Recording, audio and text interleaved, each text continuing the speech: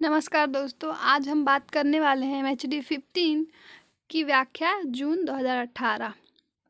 पहला प्रश्न है, उस रात और अगले दिन तारा का मन बहुत भारी रहा, सोचती रही उसे केंद्र बनाकर अच्छी खासी घटना हो गई है। बात फैल जाती तो मुसीबत हो जाती। कोई पुरुष चाहने लगे स्त्री की अच्छी खासी मुसीबत है। किसी स्त्री को कोई चाहने लगे तो बदनामी स्त्री की है। स्त्री पुरुष अपराध करे तो दंड स्त्री भोगे, परीक्षा हो तो वह भी स्त्री की हो। प्रसंग। प्रस्तुत गद्यांश प्रसिद्ध उपन्यासकार यशपाल के चर्चित उपन्यास झूठा सच से उद्धृत है। इन पंक्तियों में उन्होंने उपन्यास की मुख्य पात्र तारा की मनोदशा का चित्रण किया है। जब एक पुरुष तारा के प्रति आकर्षित हो जाता है और चारों ओर इसकी चर्चा होने लगती है, उस अवस्था में जो मनस्थिति तारा की है उसी का वर्णन इस गद्यांश में किया गया है। व्याख्या। इन पंक्तियों में बताया गया है कि लोगों के बीच खुलेआम बदनामी हो जाने के कारण तारा बहुत दुखी हो गई। उस रात के साथ साथ अगले दिन भी उसका मन बहुत उदास रहा।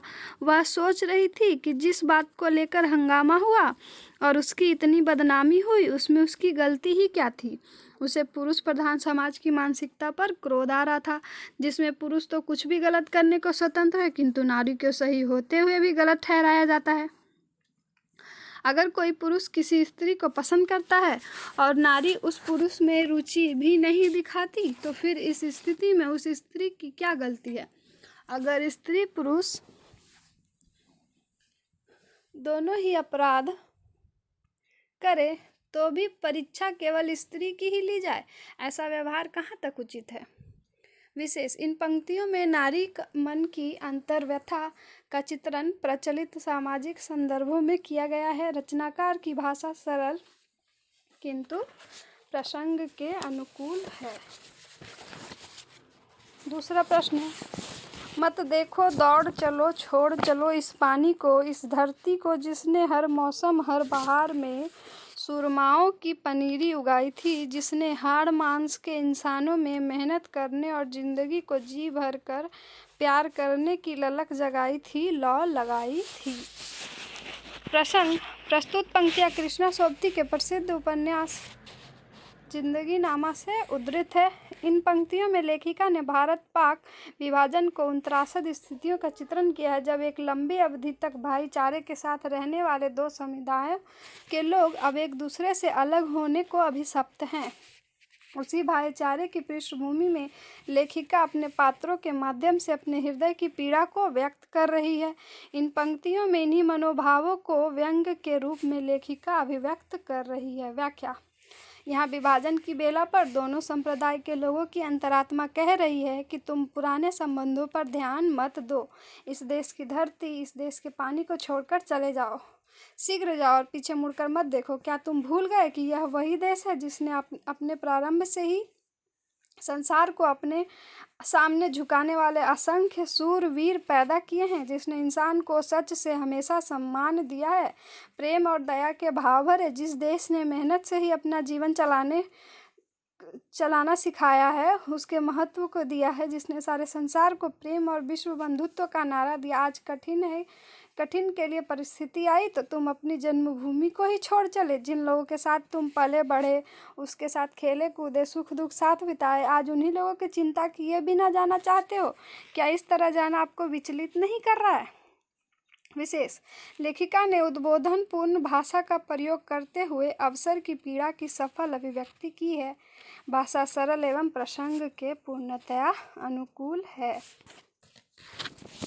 तीसरा प्रश्न है, बस मानिक मुल्ला भी तुम्हारा ध्यान उस अथाह पानी की ओर दिला रहे हैं जहां मौत है, अंधेरा है, कीचड़ है, गंदगी है। या तो दूसरा रास्ता बनाओ, नहीं तो डूब जाओ। लेकिन आधी इंच ऊपर जमी बर्फ कुछ काम न देगी। एक ओर नए लोगों का यह रोमानी दृष्टिकोण, यह भावुकता, दूसरे ओर बूढ़ों का यह थोथा आदर्श और झूठी अवैज्ञानिक मर्यादा। सिर्फ आधी इंच बर्फ है जिसने पानी की खूंखार गहराई को छिपा रखा है।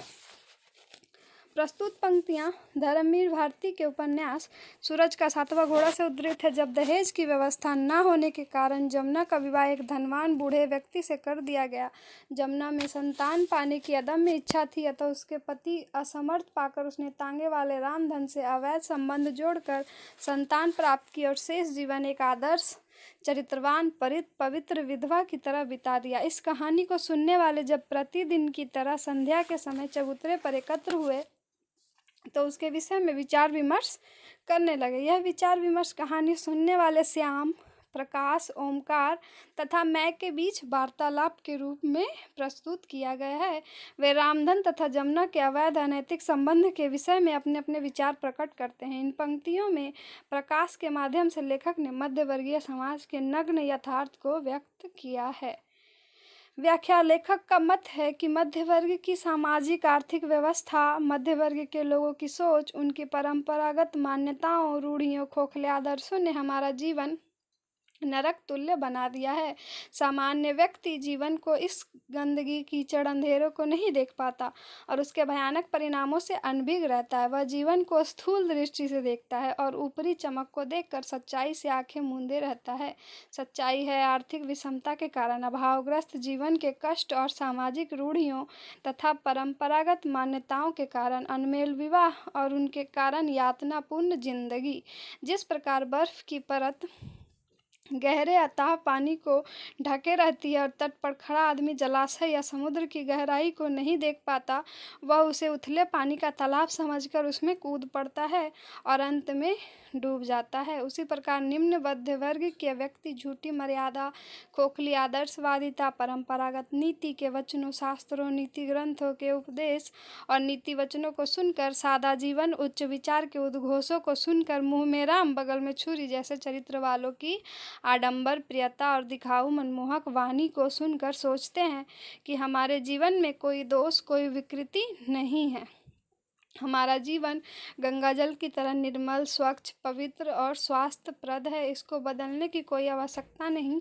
हमारा रहन सहन, रीति रिवाज, सोच, जीवन दर्शन सब सही है। परिणाम वही होता है जो आधी इंच बर्फ से ढकी अथाह जल राशि को उथला पानी समझकर उसमें कूदने वाले व्यक्ति का होता है। हम परिवर्तन नहीं करते, क्रांति नहीं करते, गली सड़ी मान्यताओं को जड़ से उखाड़ कर नहीं फेंकते, सामाजिक और आर्थिक व्यवस्था में परिवर्तन नहीं करते। अतः यदि जीवन को सुखी, शांतिपूर्ण, स्वस्थ बनाना है तो इस बर्फ को पहचानना होगा और अपने समाज की त्रुटियों को छिपाने वाली शक्तियों, रोमानी दृष्टि, खोखली भावुकता, थोथे आदर्शों को पहचान कर उनको त्यागना होगा।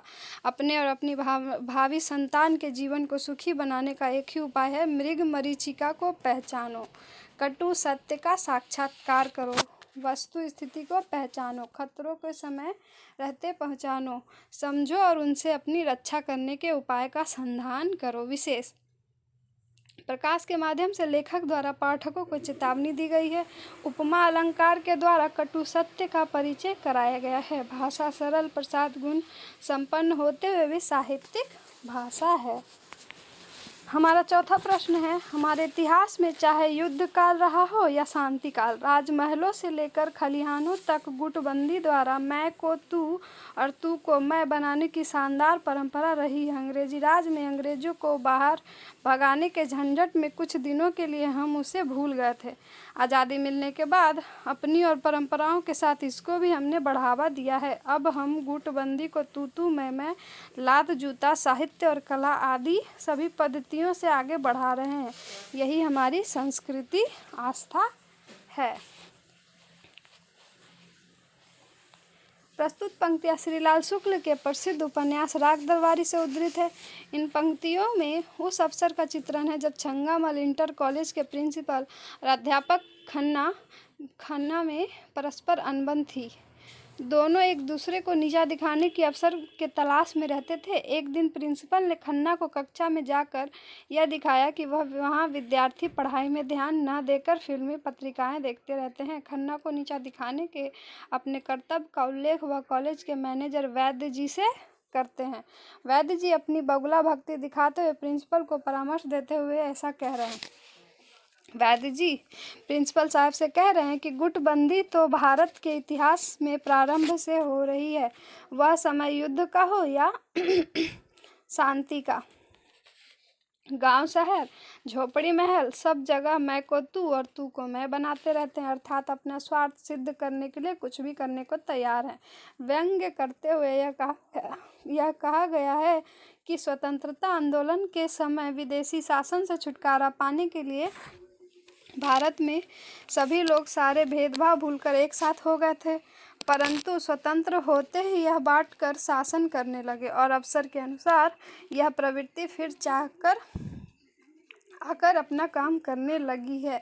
यह गुटबंदी अब शासन करने की सबसे बड़ी कला है। इसमें गाली गलौज हिंसा भी जायज़ है।